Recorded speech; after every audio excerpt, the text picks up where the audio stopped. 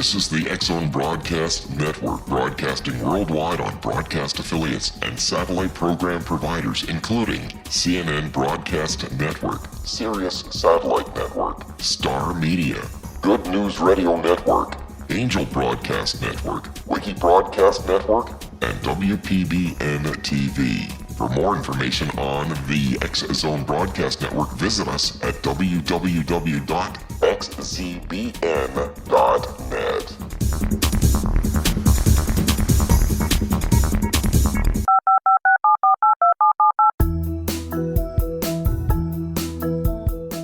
Did you know that when you're on the road with limited data or Wi-Fi, you can still listen to the X-Zone Radio Show with Rob McConnell, The Science of Magic with Gwilda Wiyaka, X-1, Dimension X, Space Patrol, and every minute of the X-Zone Broadcast Network by calling 213-401-0080, courtesy of Audio Now. No smartphone, app, or internet needed. It saves your data plan and it's free if you have unlimited minutes. Call 213-401-0080 to listen on any phone, anytime, anywhere.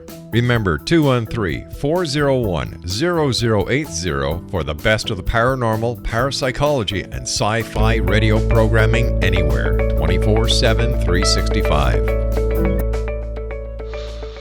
A vast universe exists within and beyond our reality. The frequencies that we can realize with our five senses are but a tiny part of all that is real. Welcome to the World Beyond Radio Show. I'm your host, Joe Weigant, coming at you from Evansville, Indiana. Our show is always designed to bring you the parts of the world that you didn't think existed and show you how they can help you better your world. We have a special guest today, Leslie Eyre. Hails from Toledo, Ohio, and recently moved to Evansville, Indiana. And she is a medium who is capable of communicating with those who have left the physical body behind. And she is now a paranormal investigator who works with a team to go out and help people figure out what's happening in their homes when things start going awry in a supernatural way. Leslie, welcome to the show today. Thanks for having me. The pleasure is all on this side of the mic. We can assure you of that. At what age did you become aware of what you are doing, and how did that reveal itself to you? Well, this is something that's been happening my entire life. Started as far back as I can remember, about 5 years old. Wasn't real sure if the things I were seeing were real. I have a pretty creative imagination, and a mother that told me that the things I was seeing or hearing was imagination or dreams or not real. And it wasn't until about 6 years ago that I realized that it wasn't something that was a dream or my imagination, that it was actually happening. And then that's when I started to pursue the fact that, how do I prove that this is happening, and that I'm not crazy, and, is this real? Was it frightening at first when you started realizing some of these things? Actually, it's never been scary for me. It's kind of weird. It was almost like I was supposed to have done this, and this was something that was in my life's path. There have been a few instances where some things have happened that scared me pretty good, but for some reason I've always been pretty strong and determined, and in the moment when it's happening, you kind of just know what to do and handle it. So when you're 5 years old, what were the things that you were seeing, and how did you react to some of that? When I was a child, there were quite a few instances where I had sleep paralysis. I would never actually see much of anything, but things were in the room. I sensed them. There were times I would want to go running into the room and pound on the door to my mom's room and cry to her, but I couldn't get out of bed because I was being held down and wasn't allowed to scream or yell with no voice. It started out that way. And then as I got a little older, it started to become shadow figures. I would, see out of the corner of your eye something moving, and something's there, but you wouldn't see it. And then as the years have gone on, the more that I tried to not acknowledge it, it seemed like it got a little stronger, and they started going from the shadow figures to hearing the voices, and then now sensing them all the way around. I can smell, I can see them, I can hear them. It's just the whole shebang it's all kind of came together as the years are going on, and it's only getting better as I go. Outstanding. What age were you when you were finally able to actually see them visually in your mind? Seeing them visually in my mind right around the age of close to 18 years old. I started to get a picture in my mind of what you wouldn't actually see them through the eyes, like looking down a hallway. I would see them in my mind, and know who it is and what it is, if it's a male or a female.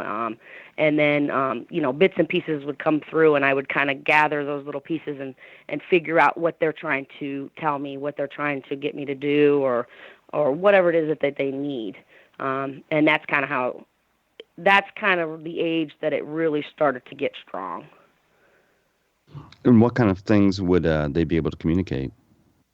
A lot of times, a lot of it wouldn't even make sense. It could be, a guy that had passed away, a mile down the road, and for some reason he sensed that I could communicate, and he would come through, and I would only gather bits and pieces. I could get, wife, or he would show me, like maybe how he passed away. I would feel a sensation in my heart. Maybe he had a heart attack, and then I would have to take whatever I could gather from that and figure out what he's trying to let me know. Well, we're going to get right back to that in just a second here. We're going to cut away to a break, but when we get back, we're going to get more into how you were able to develop this. And you are listening to the World Beyond Radio Show. We're going to cut to a break for just a moment, and when we come back, we'll be talking to Leslie Eyre, a paranormal investigator and psychic medium.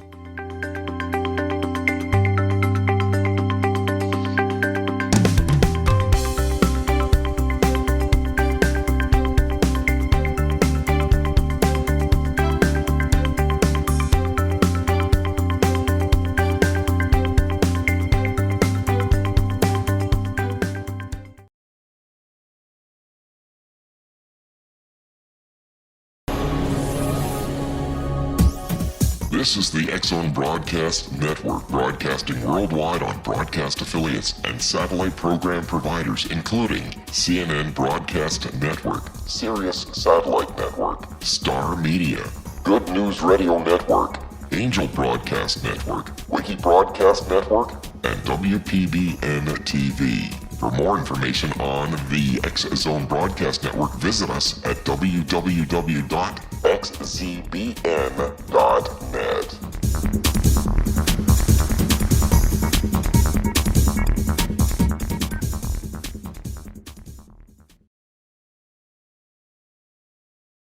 How would you like to be able to read other people's minds? Well, the next best thing is here. When you know how to read a person's name, you know how the person thinks, feels, and behaves. Each letter in our name holds a key to unlock our true essence. Our name contains both our gifts and challenges in this lifetime. Mnemology science discovers personality secrets hidden in the placement of the letters of our names, including the first and last impression people remember about us.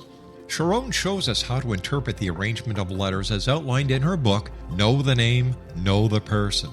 Sharon Lynn Wyeth created mnemology science after 18 years of research and testing her theories, and has supported thousands of people around the world in understanding themselves and others better. You'll enjoy Sharon's unique teachings as she shares her system to learn the gifts behind your given birth name. Even if you don't like your birth name, there are jewels in this book. If you're thinking of changing your name, ready to name your child, or wanting to get along better with others, this is the book for you. If you'd like to improve your relationships and change your life for the better, get the book today, Know the Name, Know the Person, or visit www.knowthename.com. That's www.knowthename.com.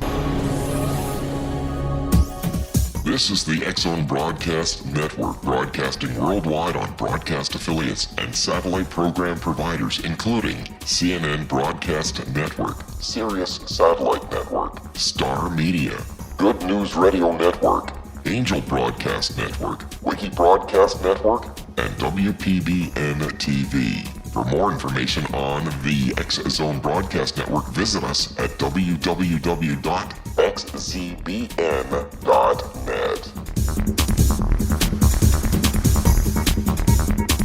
Afterlife expert Roberta Grimes was the first one to say that dying can be fun. Now her best-selling book, The Fun of Dying, is available in stores worldwide. So if you wonder whether death ends life, how it feels to die, or what heaven might be like, The Fun of Dying was written for you.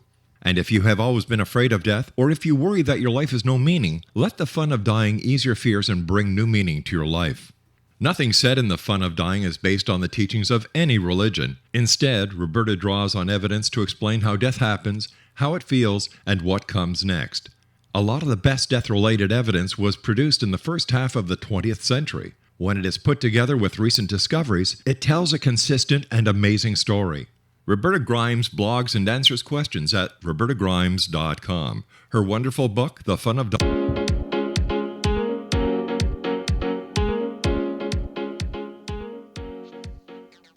Welcome back to the World Beyond Radio Show. I'm your host, Joe Weigant.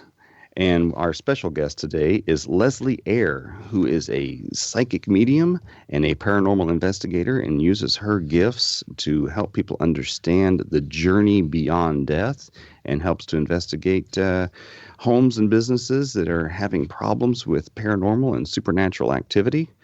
Leslie, when we left, we were talking about how you were able to perceive spirit when it is around.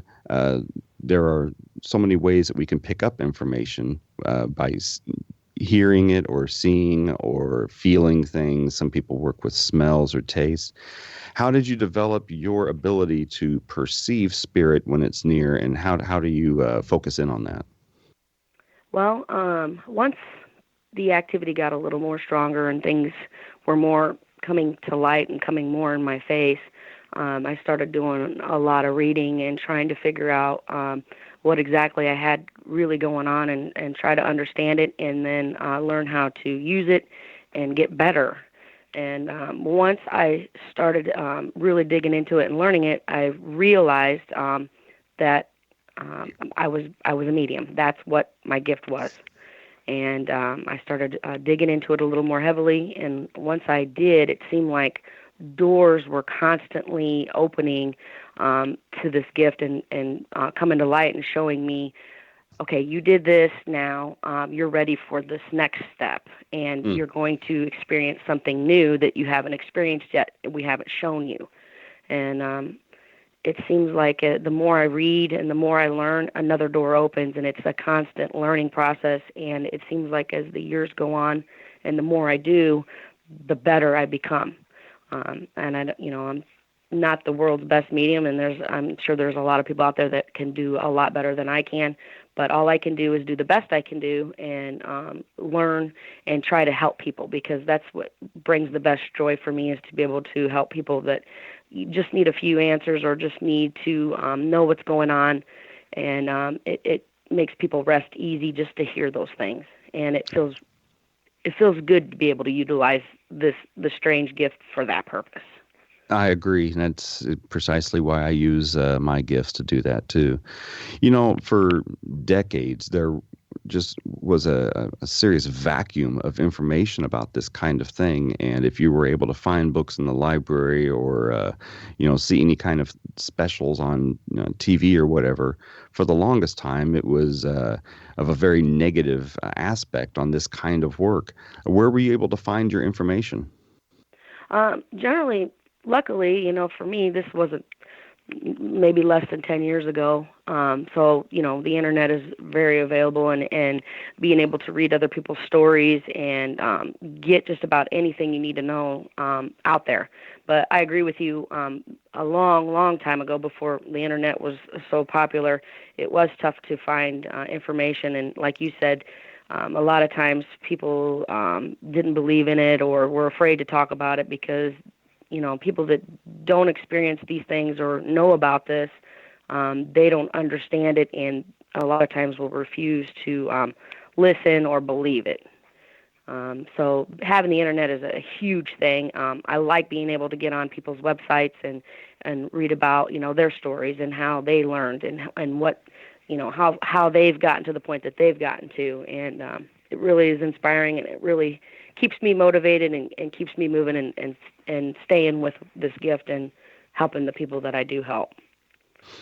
How is it accepted by a lot of your family and friends? Is this something that you openly talk about that you can do and that this is what you experience, or is this one of those things that you're very cautious about who you speak about?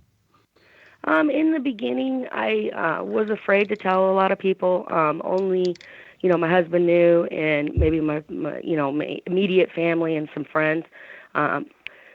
Most of the time I wouldn't speak about it because, for number one, I wasn't completely sure that what I was seeing was real. I was afraid that maybe it was a little crazy, and that I didn't want to talk to people about it and have them think that, oh, she's nuts, maybe she needs medicine. So I kept that hidden for a long time, most of my life. And then once I started becoming more confident and realized that it was happening, I started to tell more people. And as the word has gotten out, and, my friends and family, most of them know, they are accepting of it, and they do believe it. And they have experienced things with me to definitely believe that it's real. Like what? Perfect scenario. When I first met my husband, I told him, I said, don't think I'm crazy, but I'm going to tell you that if you are with me, you will eventually experience things. And I asked him, have you ever seen spirits or ghosts or anything like that? And he said, no, I haven't ever saw one or heard one, but not to say that I don't believe in them. But if I do experience, then, I'll know for sure. And I said, well, just be aware, because these things could happen.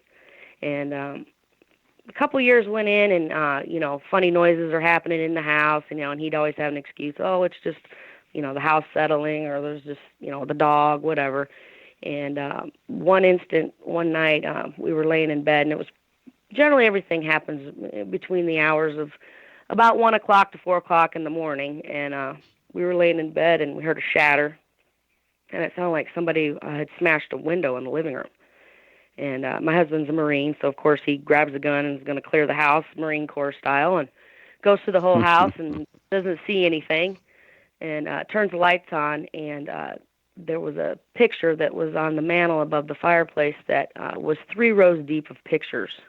And this particular picture that was laying on the floor had literally come off the mantle somehow or another, and behind 2 rows of pictures, and smashed all over the floor. And he was kind of blown away by that, and he didn't understand how that picture was able to do that. And that was one of the first instances that he was kind of like, this is strange and odd, what's going on? Okay, maybe there's something behind it. And it was a sign on his side of the family, and later came to light, and to this day, he said, I'll never forget that. And that's kind of when it started. And then once he kind of started seeing it and accepting it, more things have happened. And he's a big believer. He's a big supporter. He tells me to read all the time, to keep pursuing it and not to give up, because he knows that it is real. And it's kind of a neat experience. Now, was that picture particularly significant in one way or another? Do you think that the person that threw that had a reason for moving that particular picture? Yes. I knew right away. At the time, he was going through some issues with his ex-wife, and it was a child support issue type thing. And basically the picture that had fell off the mantle was his daughter's picture, and it was basically somebody on the other side letting him know to be prepared. things were going to be coming his way with that issue with his ex-wife and his daughter, and sure enough, it wasn't even 2 weeks later he got some big stories. So that was Hello there. You there? Yeah, Are the you phone there? kind of Uh-oh. glitched up for a little bit. Yep, I'm here. Okay. So yeah, that I don't know if you got where I was telling you that it was a couple weeks later that some stories came to light, and it had a lot to do with why that picture had fell on the floor for him. You there? Are you there?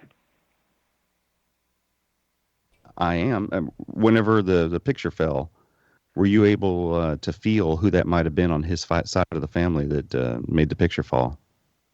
Actually, I really don't know, and to this day, I really don't know who did. I don't know if it was somebody maybe maybe on his end, or maybe somebody on my end letting me know. I don't know, and to this day, I really don't know who was involved in that.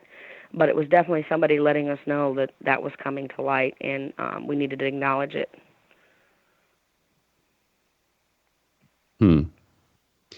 What other kinds of things were happening that helped convince your husband that this is a real thing happening? For a while there, he started to acknowledge shadow figures in the room.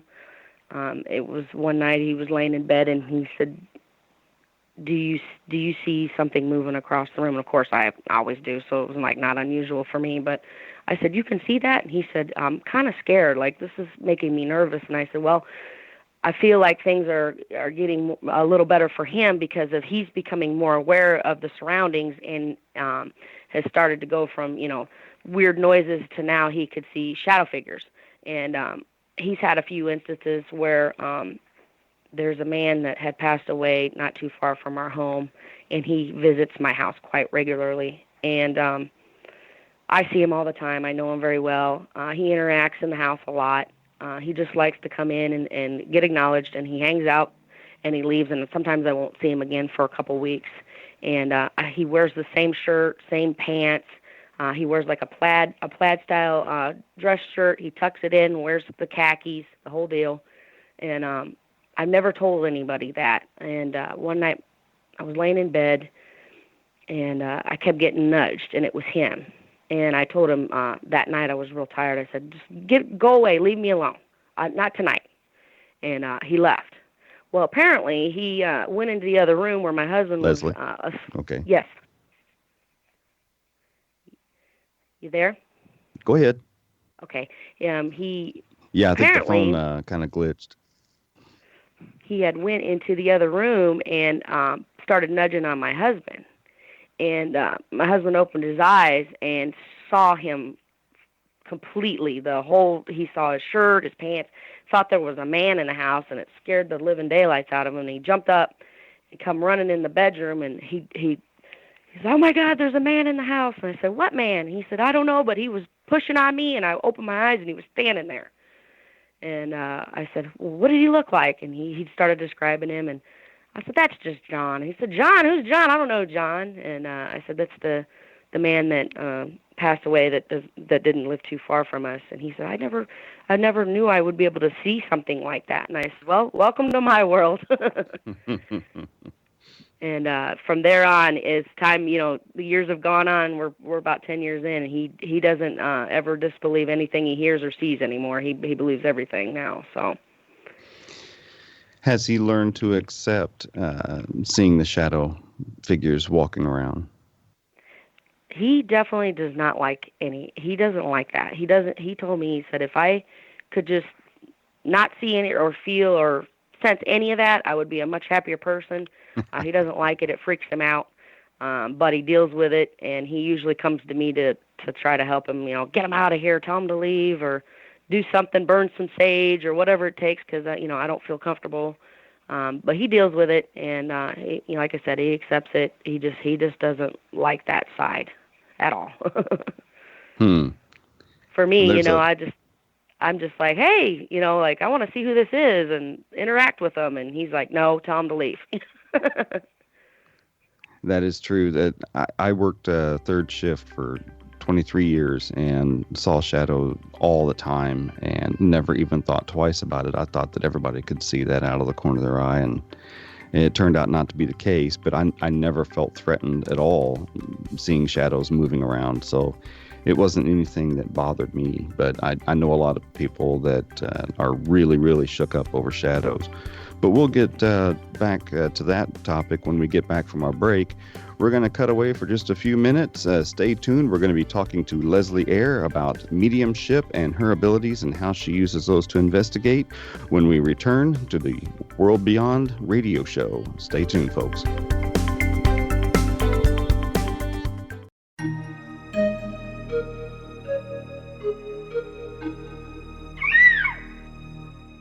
While science pursues fact, magic accesses the quantum level, bridging random facts to form truth. As long as science and magic remain separate and polarized, the truth cannot be known. I'm Gwilda Wiyaka. Join me on the Science of Magic radio program, dedicated to unification and evolution of consciousness. During each episode, I'll be speaking with experienced and respected scientists and mystics. From astrologers to astronomers, from medical doctors to shaman, the scientific method to dowsing and intuition, we'll weave together information from seemingly divergent practices to promote unity and enlightenment. Join me, Gwilda Wiyaka, and the Science of Magic right here on the Mutual Broadcast Network. For more information, visit www.thescienceofmagic.net. Gibbs A. Williams, Ph.D., is a practicing psychoanalyst, supervisor, researcher, and author in New York City. Much of his life has been dedicated to understanding nature and the uses of meaningful coincidences or synchronicities. His radical and original non-Jungian, non-mystical, non-magical theory of synchronicities illuminates much of the fog surrounding this challenging and perplexing topic. His ideas and manners are fresh, presented in a style that is both entertaining and highly informative. He is also an expert on crisis intervention, specially focused on violence reduction for the police and citizens, mastering anxiety, frustration, and stress without the use of medication, and effectively preventing and treating heroin addiction. Dr. Williams can be contacted at his email address at gwwilliamsny11@aol.com or visit his website at. Wouldn't you love to know the secret to everything? Well then, meet Dr. Kimberly McGeorge and her cutting-edge breakthrough knowledge that combines science with possibility. Dr. Kimberly brings real-life answers and healing to those open to alternative solutions. She teaches solution-based programs and classes that will change all areas of your life forever. Specializing in conscious creation, intuitive readings, and energy medicine, you can rapidly shift health, relationships, business, and money and abundance challenges quickly. Receive her best-selling book, Secret to Everything, at no cost by going to secrettoeverything.com/X-Zone. That's right, transformation can start now. Just go to secrettoeverything.com/X-Zone and receive Dr. Kimberly's book for free. Afterlife expert Roberta Grimes was the first one to say that dying can be fun. Now her best-selling book, The Fun of Dying, is available in stores worldwide. So if you wonder whether death ends life, how it feels to die, or what heaven might be like, The Fun of Dying was written for you. And if you have always been afraid of death, or if you worry that your life has no meaning, let The Fun of Dying ease your fears and bring new meaning to your life. Nothing said in The Fun of Dying is based on the teachings of any religion. Instead, Roberta draws on evidence to explain how death happens, how it feels, and what comes next. A lot of the best death-related evidence was produced in the first half of the 20th century. When it is put together with recent discoveries, it tells a consistent and amazing story. Roberta Grimes blogs and answers questions at robertagrimes.com. Her wonderful book, The Fun of Dying.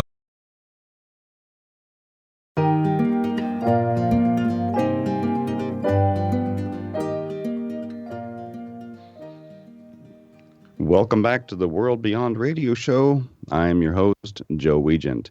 Today, our special guest is Leslie Eyre. She is a psychic medium and a paranormal investigator, and she's using her skills to help people understand the world beyond our world and helping people to understand the origin and nature of paranormal activity by using her skills and gifts and talents to be able to see into the spirit world and communicate with those who have lost their mortal coil.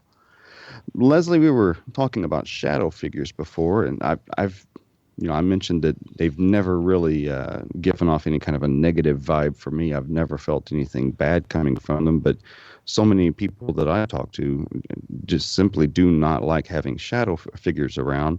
What is your opinion on shadow figures whenever you're looking at them? Generally, for me, if I see something out of the corner of my eye, I kind of try to stop and figure out what it is exactly, because sometimes shadow figures can be a negative thing, and sometimes they can be something that's not going to hurt you or bother you. So I'm kind of one of those, if I do catch it, I need to know why it's not coming to light for me, and if it is, like I said, just a, maybe a past level and it doesn't have enough energy to produce itself, or it's just a spirit moving through, or if it's a negative energy. And I just got to kind of focus on it and see what its deal is. So I'm kind of I gotta feel it out first to say whether or not if it feels right or not for me. Mm-hmm. But they are always around. It doesn't matter what time of the day. You catch that little thing out of the corner of your eye. More than likely, it is a shadow figure or a spirit. And I always tell people, if you sense that, then that's your first acknowledgement that it's something that's an energy that is there that's trying to get your attention. And for people that aren't mediums or psychic, to be able to get that opportunity is pretty cool. And I always try to tell people, if you can sense that, then you have some sense, and you should accept that. Do you work with a regular set of spirit guides that kind of help you out? Yes. Between my spirit guides and my past family members, they guide me all the time. They, put the little whisper in my ear and say, this is right, this is wrong, or kind of tell me which direction to go.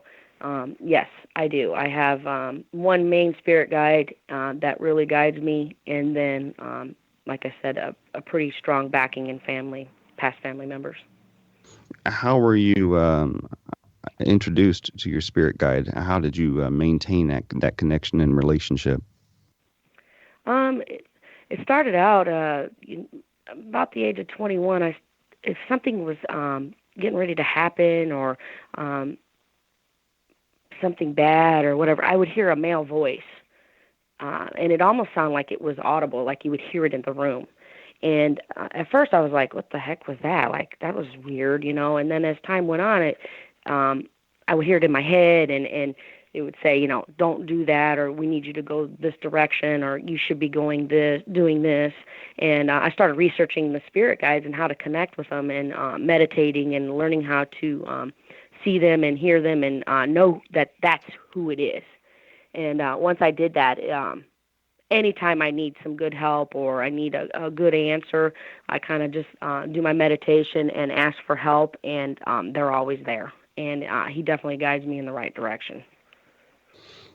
Have you ever worked with any spirits that are higher than just a regular spirit guide or a spirit traveler? Anything celestial or I hate to say more well known, but have you worked with anything like an archangel or anything else like that that's helped you through this kind of work?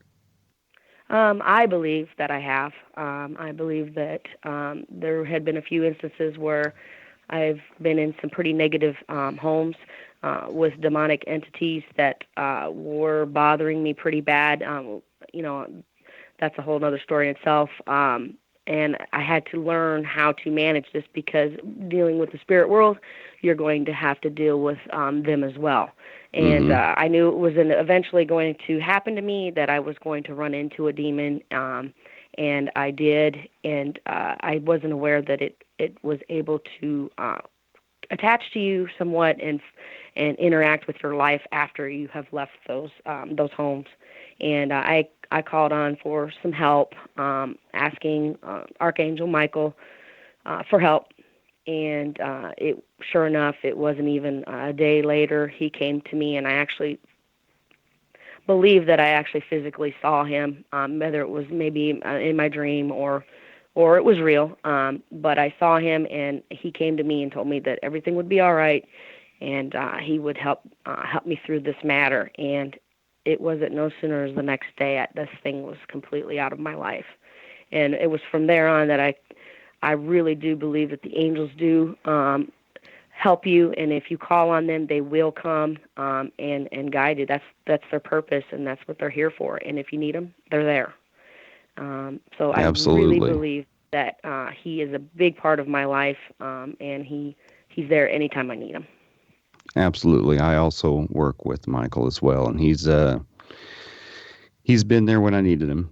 So, Yes. what is the group that you're with that you do investigations with? The group that I've been with now for, I want to say probably 3 years. Interstate Paranormal Investigators. It's a small group, a good group of guys. Most of them, they got the whole setup. They go into homes. They got their cameras and their EVP recorders. And there's another man that's part of the group that he can sense energy.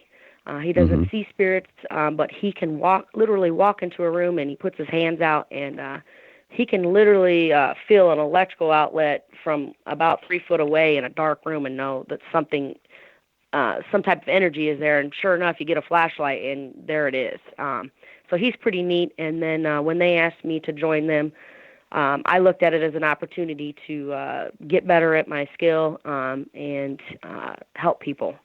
And so I joined them about 3 years ago, and we go to homes and they do their little investigations. And I generally, when we get there, they will not tell me the story of what's happening in the home.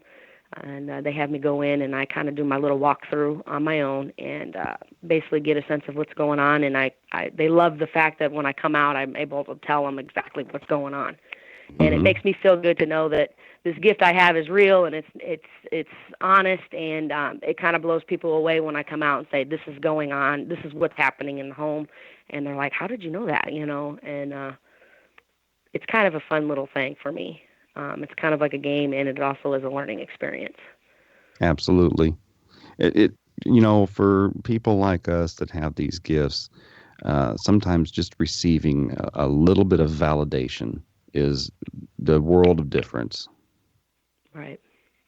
Oh, it makes all the difference. Yeah. So are you the only medium that works with that group other than the energy sensitive? Yes, I'm the only one. So your validation comes from background research and title research and those kinds of things. Right. Okay. Now, how many investigations do you think that you've conducted in the last 3 years? I would say it's slowed down quite a bit in the last year, but I'd say I've probably been on a good at least 20 or more in the last 3 years. And like I said, every time when I first went, it was a learning experience, and it seems like every time I go to another place, it gets better and better, and my gift gets more clear, and I kind of amaze myself every time, like, wow, I couldn't believe that I could actually do that. And it's definitely a lot of fun, and I enjoy it. And anytime that they call me or anybody asks me to be a part of something that has to do with paranormal, or I'm always in. I look at it as a good learning experience, and it makes my gift so much better. And I really enjoy it. Do you make a practice of helping earthbound spirits to cross over in order to help solve some of the issues that are happening in homes and businesses? I've done it a few times. I haven't really had an opportunity to really do that a whole lot and to understand it real well. I'm pretty positive in when I have done it that it was I was doing it correctly and it did work. But I haven't had too many chances to really fine tune on that and do that. Generally, when I go in, it's usually a communication. Somebody wants to talk to somebody or actually see what's going on. Most of the time, these homes, they don't want the person or whatever it is there to cross over. I don't know. It's one of them things. It's something that I haven't got to do a whole lot of yet. I've been finding that a lot of times when I'm called out to places, they don't want the problem to go away. They just want to better understand the problem. Right. And I've been specifically asked not to make things go away or to make the issue stop. I think most people are really intrigued that it's happening, and it's kind of almost like a bragging point that they've got a ghost in the house or whatever. But have you also noticed that whenever you're going on investigations? Yes. If it's something that is not really tormenting or scaring anybody in their home or wherever it's at, they don't want it to leave. They think it's kind of interesting and fun. They just kind of want to know what it is. Like, can you tell me, is it a person, or is it, so and so that lived here years ago? And they just kind of want to know so that when it happens the next time, they understand what it is and they can kind of respond to it. The only instances where somebody would want it out is if it's actually harming, or if it's a demonic entity that's causing harm or havoc in a house. That would be the only chance that you would hear somebody say, actually, I want this out of my house. Now, what percentage of investigations have you been on where you're called out there because people are absolutely certain it's a demon and it has to be a demon, and then when you get there you find out it's just Uncle Ned wanting to say hello and everything's fine? Usually when somebody calls and is pretty positive that it's demonic, every time that I've ever been called, it has. It has been a bad spirit that may have, and sometimes I've been in homes where there was, Uncle John or whatever that was there, and he was being controlled by demonic entities that were already there, and he, was doing things to, convince the family members that he was there, but then at the same time, people are getting scratched and pushed and are uneasy and not doing well in their homes. So most of the time when it feels wrong, it's wrong, and it's not a good thing. Now, do you, when you're crossing people over, do you call in the light, or are you just convincing people that it's their time to move on? I ask, for guidance, a small prayer, please, higher power, God, whoever's there with me, please, help me get this person to cross forward, to acknowledge the fact that they have passed away and move forward. And we try to communicate that with them on the other side. And generally, if they want to go, they'll go. Once you kind of open that door, well, we're going to talk about some of your investigations on our last segment, but we're going to cut to a break right now. Folks, you're listening to the World Beyond Radio Show. I'm your host, Joe Weigant, and we'll be right back with our guest, Leslie Eyre, in just a minute. Stay tuned.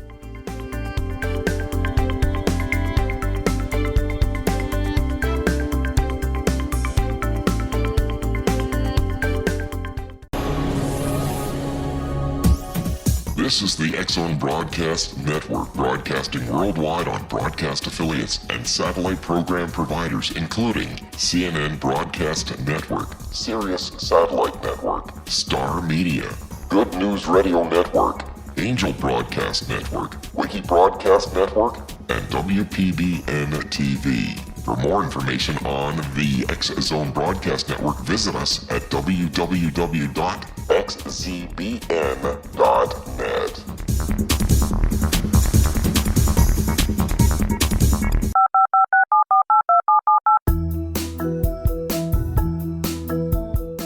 Did you know that when you're on the road with limited data or Wi-Fi, you can still listen to the X-Zone Radio Show with Rob McConnell, The Science of Magic with Gwilda Wiyaka, X-1, Dimension X, Space Patrol, and every minute of the X-Zone Broadcast Network by calling 213 323-401-0080, courtesy of Audio Now. No smartphone, app, or internet needed. It saves your data plan and it's free if you have unlimited minutes. Call 213-401-0080 to listen on any phone, anytime, anywhere. Remember 213-401-0080 for the best of the paranormal, parapsychology, and sci-fi radio programming anywhere, 24/7, 365.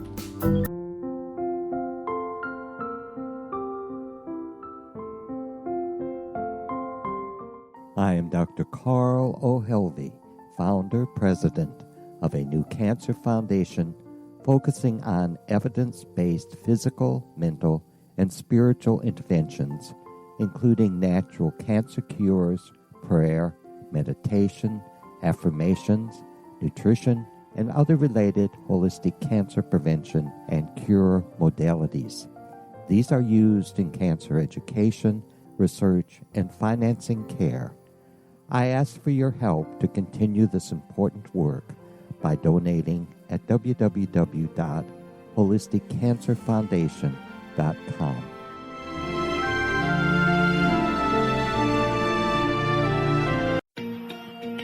Wouldn't you love to know the secret to everything? Well then, meet Dr. Kimberly McGeorge and her cutting-edge breakthrough knowledge that combines science with possibility. Dr. Kimberly brings real-life answers and healing to those open to alternative solutions. She teaches solution-based programs and classes that will change all areas of your life forever. Specializing in conscious creation, intuitive readings, and energy medicine, you can rapidly shift health, relationships, business, and money and abundance challenges quickly. Receive her best-selling book, Secret to Everything, at no cost by going to secrettoeverything.com/X-Zone. That's right. Transformation can start now. Just go to secrettoeverything.com/X-Zone and receive Dr. Kimberly's book for free.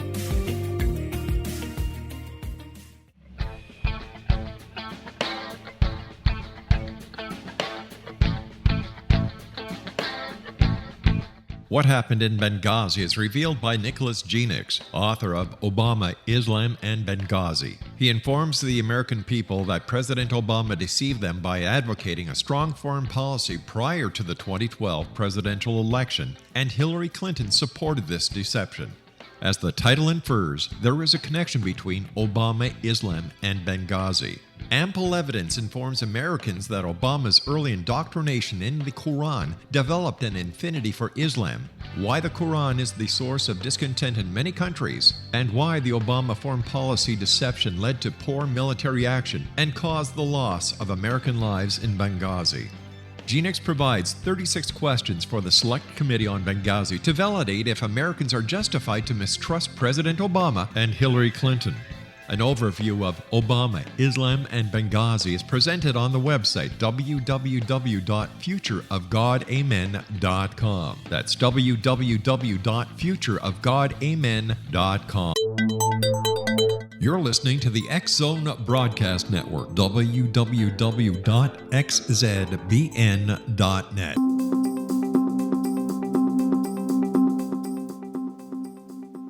Welcome back to the World Beyond radio show. I'm your host, Joe Weigant, and as always, we're coming at you from Evansville, Indiana. Our show is produced and carried by the X-Zone Broadcast Network and REL-MAR McConnell Media Company, headquartered in Hamilton, Ontario, Canada. For more information on their network, or to listen to any of my own archived shows, or to see some of the other hosts that are produced by the X-Zone Broadcast Network, you may visit www.xzbn.net. If you wish to contact me about my show or about any other matters, or to be a guest on my show, you can contact me by email at Joe Weigant, that's Joe, Weigant, at xzbn.net. To get more information about my work, you can visit my websites, paranormalpeace.com and reikichoice.com. Our guest today has been Leslie Eyre. and she Yep. understand the world beyond the living by using her gifts to help people understand more about the world beyond our world. Leslie, what would you say in your investigations was your best investigation or your scariest investigation? Hmm. I've had so many. I'd say one of the scariest investigations for me um, would have to be a home that I'd done in just outside of Boonville, Indiana here.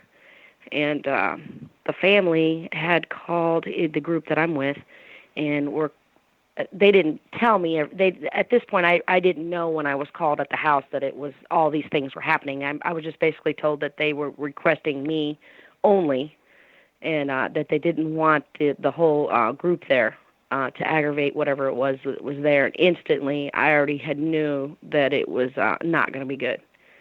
And I almost turned it down, and from the feelings that I got, I almost said, I don't know if I really want to do this.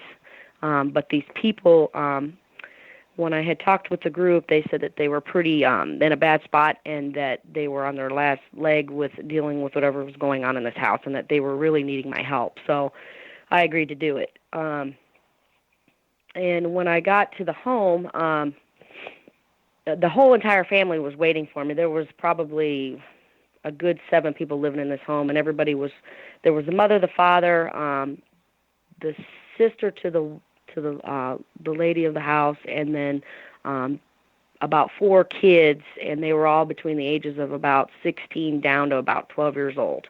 And the children were living in the upstairs, and there was 2 rooms on each side of the house at the top, and the boys slept in one side of the top, and then the girls slept on the other end. And when I pulled up to the house, they were all waiting for me outside, like so excited that I was there, and just started going off with these stories and telling me everything. And I kind of had to stop everybody because everybody was talking over each other. And I said, take me to where the activity is at. And so they said, okay. So they brought me in, and we went upstairs. And no sooner as I get up there, I just felt this heavy, dark, just terrible energy there. And it was definitely trying to avoid me. And got to looking around. I had the family be quiet, and I sat there for a little bit and kind of got the vibe that before they had moved in, there was some activity going on in the house. And I had asked the lady, I said, how long was this house empty? And she told me it was empty for a couple years, and that they were the first people to move in. And I said, well, there definitely was some seances, or some people came in, kids probably not realizing what they're doing, but they've called on some evil things, and there's a very evil thing in this home that portrays itself as like a teenage boy. And as soon as I said that, the one girl was like, yes, his name is, I don't remember what his name was, Tim or whatever. His name's Tim. And I said, oh, so you've interacted with him? And she said, yeah, he's like 18, 19 years old. And I said, okay. And no soon as I started bringing him up, it sounded like somebody stepped on a cat. It was loud, as plain as day. You hear, meow. And I said, wow, somebody stepped on a cat? And the one kid said, that's not a cat. We don't have a cat. And I said, what do you mean it's not a cat? He said, well, it's a cat, but it's not a real cat. And I said, well, what do you mean? And he said, I see it all the time. It's a black cat. It's a shadow cat. And it runs around, and it makes these hissing noises and meows. And he said, it's not a real cat because I've chased it behind a dresser, and it wasn't there.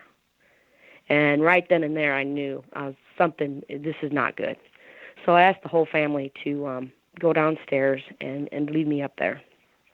And so I'm sitting on the bed, and I'm recording this on EVP the whole time. And in the other room, I start hearing what sounds like something jumping on the bed, like a spring. So it's making this bouncing noise. And I said, I know that you're here. I know what's going on. I'm very well aware of it. I need you to show yourself to me, and we're gonna end this today. And it started jumping. The bed started moving very rapidly. And I went to stand up to go into the other room where it was happening, and it immediately stopped. And the girl that was with me, that was part of the group, was about to have a heart attack. She sat there and was like, "Oh my God, what do we do? What do we do?" And I said, "Well, this is what you've been looking for, and you're about to see what's really going on." So we went in the other room to try to determine what it was, and the kid heard us talking about it, and he came up the stairs and he's like, "That bed does that all the time." He said, "It's that thing, And I said, "Okay." So I said, "Well, what we're going to do is we're going to go downstairs and we're going to kind of check the whole place out. I'm going to leave the EVP recorder here on the counter while we go downstairs."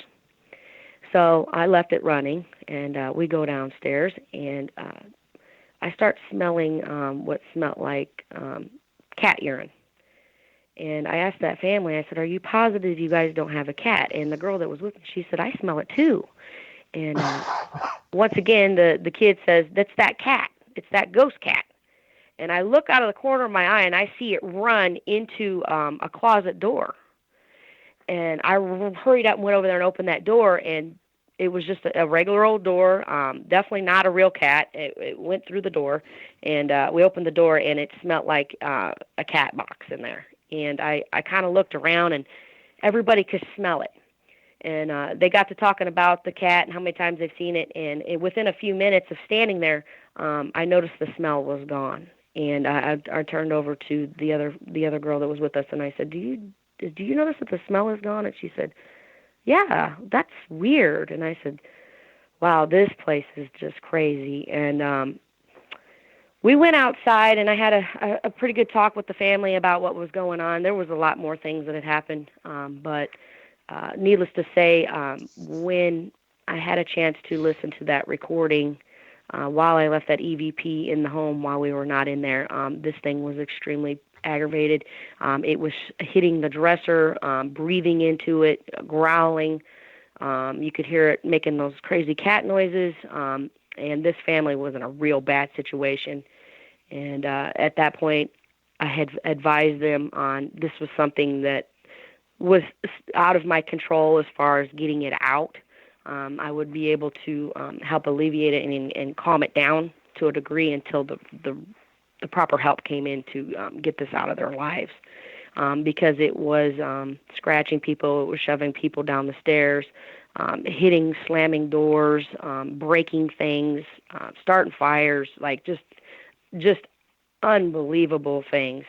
And what's kind of crazy is these people were desperately needing my help, and I contacted the right people to get this thing out of their home. And when this group of people that were going to come get it out called this family and asked them if they wanted it gone, they didn't want it to leave. They didn't want it to leave? No. And to this day, it bugged me really bad. I tried contacting them and asking them if that's something that they were positive on, because when I was there, they were all in really bad shape. They were scared for their lives. They didn't want to be in the home. And then for them to say, we decided we're fine. It's not that bad anymore, and we're just we don't need the help. And it kind of just is very uneasy with me. And every time I think about it, it makes me aggravated. I don't know if this thing that was there has some type of control over them and has convinced them that it's okay. But if I ever had the opportunity, I would definitely like to. I would like to go back there and make sure that it is what it is. But I really don't believe that it is. I wonder what would make them want to keep something like that around that's causing so much havoc.